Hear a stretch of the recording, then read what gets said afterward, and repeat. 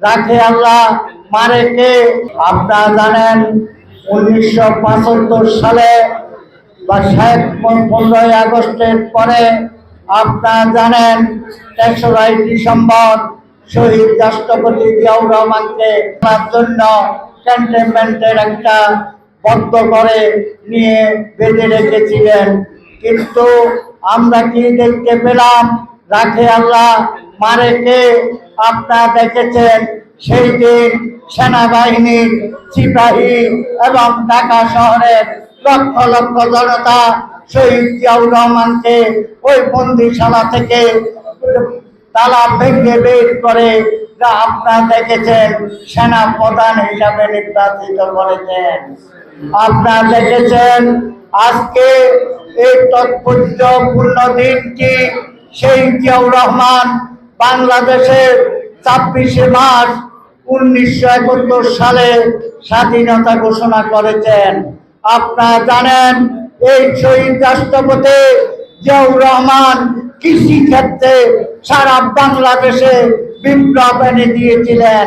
তার আমলে খাদ্যশস্য বিদেশে রপ্তানি করা হতো। তারপরে দেখেন বহুদলীয় শেখ মুজিবুর রহমান বাকশাল রেখে আওয়ামী লীগকেও ব্যান করে দিয়েছিলেন। কিন্তু জিয়াউর রহমান রাষ্ট্রীয় ক্ষমতায় এসে বহুদলীয় গণতন্ত্রের ব্যবস্থা করলেন। তখন আওয়ামী লীগও তখন জিয়াউর রহমানের অনুমতি ক্রমে রাজনীতি করার সুযোগ পেলেন। বঙ্গবন্ধুর রাজনীতি ছিল বাকশাল, কিন্তু বঙ্গবন্ধু আওয়ামী লীগকেও ব্যান করে দিয়েছিলেন। যাই হোক, এখানে অনেক বক্তব্য দিয়েছেন। আমরা যদি এই দিবসটি অত্যন্ত তাৎপর্যপূর্ণ দিবস, আমরা যে এই দিবসের দিনে আজকে আমাদের সবাইকে শহীদ জিয়ার আদর্শের সূর্য সৈনিক হিসাবে, তারেক রহমানের সূর্য সৈনিক হিসাবে, খালেদা জিয়ার সূর্য সৈনিক হিসাবে আগামী ফেব্রুয়ারির নির্বাচনে আপনারা সবাই এক এক জিয়া হয়ে আপনারা মানুষের ঘরে ঘরে গিয়ে দেশ থেকে বেগম খালেদা জিয়াকে গত যেসববার যে ভোটে নির্বাচিত করা হয়েছিল, আমরা কিন্তু তারেক রহমানের কাছে কথা দিয়ে এসেছি আগের থেকে দ্বিগুণ ভোট দিয়ে বেগম জিয়াকে সংসদ সদস্য হিসাবে জাতীয় সংসদে প্রতিনিধি করে বাংলাদেশের প্রধানমন্ত্রী করার জন্য আমরা নির্বাচিত করব। সংগ্রামী সাথী ও বন্ধুগণ, আজকে আপনারা জানেন ফুলগাজীতে একটা রাজনীতির সংকট সৃষ্টি করেছেন। আপনারা জানেন গত পরশুদিন তারেক রহমান বেনিয়াকে 150 নেতা কর্মীকে নিয়ে 2 ঘন্টা বৈঠক করেছেন। 150 নেতার সাথে তারেক রহমান কথা বলেছেন। তারেক রহমান এক স্পষ্ট ভাষায় জানিয়ে দিয়েছেন বেনিয়াকে তারাক বা রফিকুল আলম আমি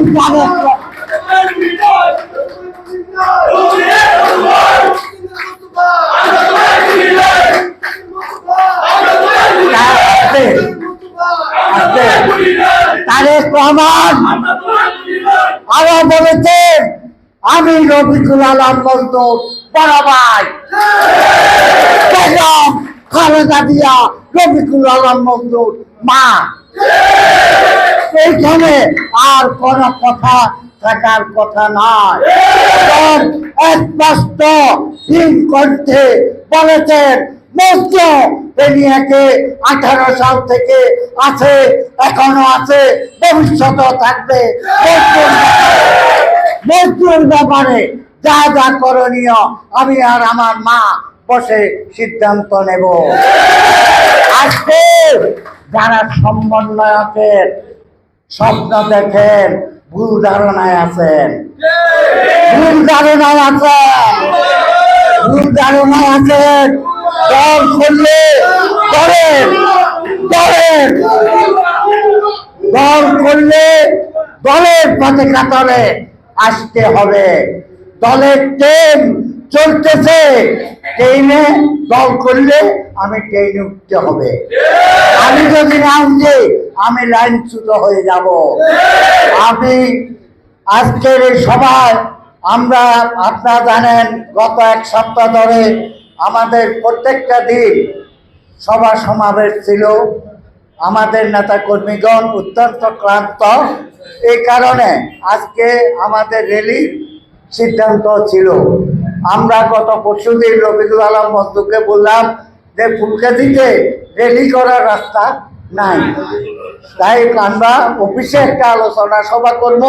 উনি সম্মতি দিয়েছেন, এটা আলোচনা সভা, র্যালি আমরা করব না। তো যাই হোক, আজকে যারা এখানে আমার পিতৃ সমতুল্য অনেক মুরব্বিয়ান আছেন, ছাত্র ভাইরা আছেন, যুবক ভাইরা আছেন, স্বেচ্ছাসেবক ভাইরা আছেন, শ্রমিক ভাইরা আছেন, তাঁতি ভাইরা আছেন, আপনাদের কাছে উদাত্ত আহ্বান থাকবে 27শে ফেব্রুয়ারির নির্বাচন অত্যন্ত তাৎপর্যপূর্ণ নির্বাচন। এই নির্বাচনে কোনো নেতা নাই।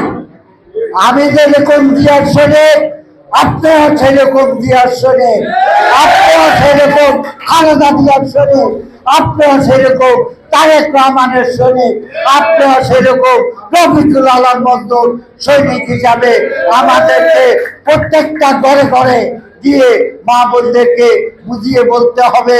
এবং মা বোনেরা, আমরা যে দুধার প্রতিটা ওয়ার্ডে আমরা গণসংযোগ করেছি, আমাদের মা বোনেরা স্পষ্ট ভাষায়, আমি অনেক মা বোনের সাথে কথা বলেছি, শত শত মা বোনের সাথে, আমি একটা মা বোনের বিরূপ ভাব মুখে এই ভাবটা আমি দেখি নাই।